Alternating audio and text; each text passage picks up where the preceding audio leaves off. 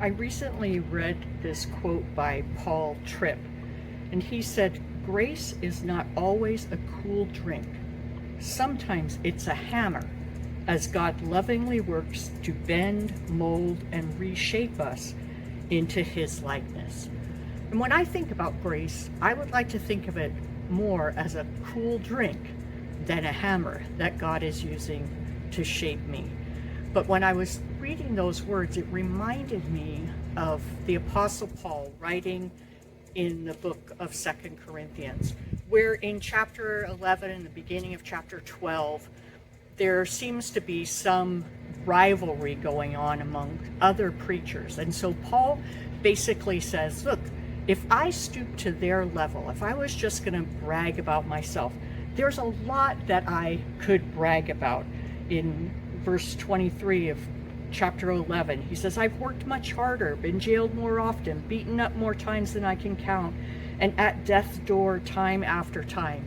And then he goes on in the beginning of the next chapter to talk about the revelations that he had, kind of almost the out-of-body experience that he had that was so incredibly wonderful that he goes on to say, because of the extravagance of those revelations, and so I wouldn't get a big head, I was given the gift of a handicap to keep me in constant touch with my limitations. Satan's angel did his best to get me down. What he in fact did was push me to my knees. No danger then of walking around high and mighty. At first, I didn't think of it as a gift and begged God to remove it. 3 times I did that, and then he told me, my grace is enough. It's all you need. My strength comes into its own in your weakness. As Paul, in his humanity, might have been tempted to brag about the things that he had done in serving God, about the experience that God had given him of seeing this revelation. God allowed something in Paul's life, not a cool drink, but a hammer, to be used to show him that God's grace, that God's strength would be enough. That if Paul was going to boast about anything, he should boast about who he was in Christ. And so he goes on to say, once I heard that, I was glad to let it happen. I quit focusing on the handicap and began appreciating the gift.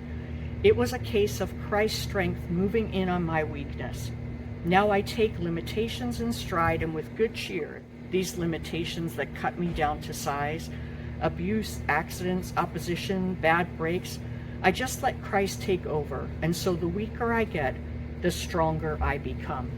If you're in a period of time where you feel like, rather than giving you a cool drink, God is allowing the hammer, I would encourage you, like Paul, to take that shift of perspective that says, when I'm weak, then I'm strong. That God's strength, that God's grace is made manifest in my weakness. And so, in a sense, Paul was saying, if that's the case, then bring it on, because I want to be like Jesus. I want God to do his work in me. So today, whatever we're going through, whether it's the times of the hammer or the times of the cool drink, first let's thank God for his grace. Grace that saves us, grace that keeps us, grace that will bring us eventually to be with him in glory.